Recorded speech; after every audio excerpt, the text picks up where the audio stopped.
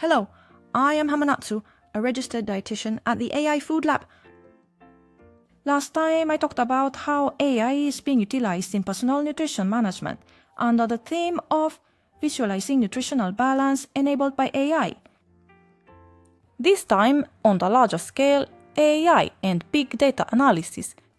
How the relationship between diet and health is being elucidated. I'll talk about the forefront of that.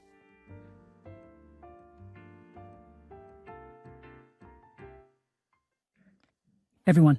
The phrase, your health is determined by your diet, you've heard it at least once, right? But specifically, how does each meal affect it? It has not been clearly elucidated until now. The reason is that each person's eating habits are different, and their impact on health appears in a complex way over a long period. However, now, with the advent of AI and big data analysis, we can tackle this challenging issue. First, have you heard of nutritional epidemiology research? This is research that investigates the relationship between people's dietary habits and their health status. Now, this field with AI and is about to change significantly with the utilization of big data.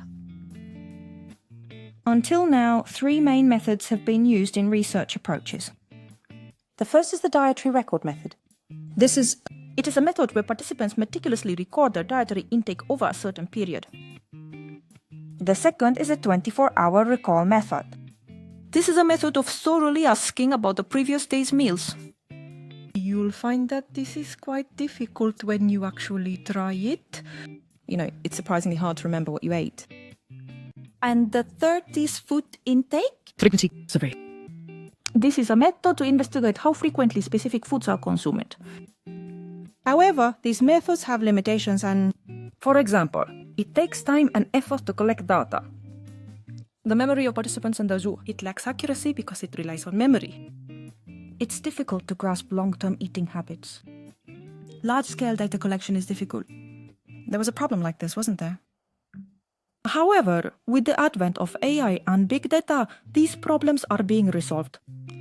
Let's take a closer look at how exactly it has changed. First, it has become possible to automatically collect large-scale data. The daily food data can be automatically collected using smartphone apps and wearable devices.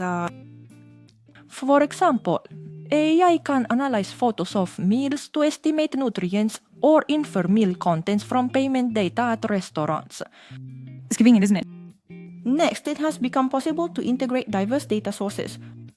Not only meal data, but also, the results of health checkups, for example. Data on exercise and even genetic information can also be analyzed together now. Now we can understand the relationship between diet and health more comprehensively. Real-time data analysis has also become possible. Thanks to AI, we can analyze a vast amount of data in real time. This has enabled us to better understand the impact of dietary changes on health. It has become possible. Finally, it has become possible to conduct analysis considering individual differences. By using machine learning, more detailed analyses that take individual differences, such as age, gender, and genetic background, into account have become possible. In Japan, such cutting-edge research is being conducted. For example, the Iwaki Health Promotion Project at Hirosaki University in Aomori Prefecture. This involves collecting around 3,000 health-related data items over more than 20 years. They created big data for approximately 20,000 people in total. It's amazing, isn't it? This time, I would like to look into the relationship between food and health through this data. By analyzing this data with AI, we have begun to understand the relationship between diet and health that we hadn't noticed before. For example, we've come to understand more clearly the relationship between specific dietary patterns and the risk of lifestyle-related diseases, as well as the long-term health effects of the region's unique food culture. Furthermore, a research group at Okayama University has developed a method using AI to more accurately evaluate the causal relationship of whether consuming a particular food is truly beneficial to health. This helps scientifically prove the effects of health foods. Now, from here, I will introduce several interesting research examples to explain exactly what has been discovered. First, here's the first one. It's a joint research project between Toshiba Data and a company called Zenbu. This company called Zenbu is also quite interesting, and the company handles things like low sugar, gluten-free bread, and noodles. There is a joint research project being conducted by those two companies. What they are doing is analyzing purchasing data obtained from electronic receipts to explore the potential market for gluten-free foods.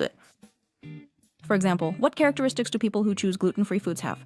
How does choosing such foods change one's health condition? Such things can now be analyzed on a large scale and in detail. That's amazing. Now, on to the second case. The next example is from overseas, a study by an Israeli startup called Tastewise. There is a market research platform equipped with generative AI from this company, Tastewise, but This is amazing. restaurant websites and social media. It collects vast amounts of data from food delivery services and recipe sites to analyze people's eating trends in real time. Using this, for example, you can track in almost real time how trending foods recently affect people's health. When the whole diet, for example, becomes a trend, does it really have an effect? Or if there are no negative effects on health, You'll be able to understand those things immediately. Amazing.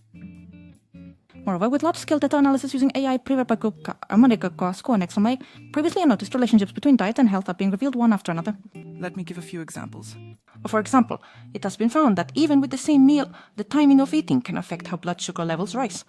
Each person has a different genotype, and it has been found that the optimal diet varies. Also, meals influence the composition of gut bacteria, and conversely, it has also become clear that gut bacteria affect the digestion and absorption of food. These discoveries were difficult with traditional research methods. Thanks to AI and big data analysis, our understanding of the relationship between diet and health has significantly deepened. Now, up to this point, I have talked about how AI and big data analysis are transforming research on food and health. So what possibilities are there for the future? And let's consider what challenges exist. First, it is about possibilities. The first is precise nutritional guidance. Individual genetic types and gut microbiota. You will be able to provide more detailed nutritional guidance, taking into account lifestyle habits. A diet plan suited to your constitution can be proposed with scientific evidence. Second is the advancement of disease prevention. The relationship between eating habits and health risks. Since relationships can be predicted more accurately, effective measures can be taken before illness occurs. Thirdly, the development of new functional foods. It might become possible to create more effective functional foods that consider the effects of food combinations and individual differences. Fourth, utilization in public health policy.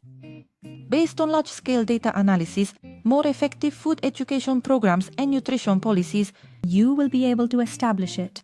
However, while there are such possibilities, of course there are also challenges. the first one is the protection of privacy. Individual dietary data and health data are very sensitive information. How to utilize this data in research while securely protecting it? This is also a major challenge. The second is ensuring data quality. How to ensure the accuracy and reliability of automatically collected data? This is also an important issue, I think.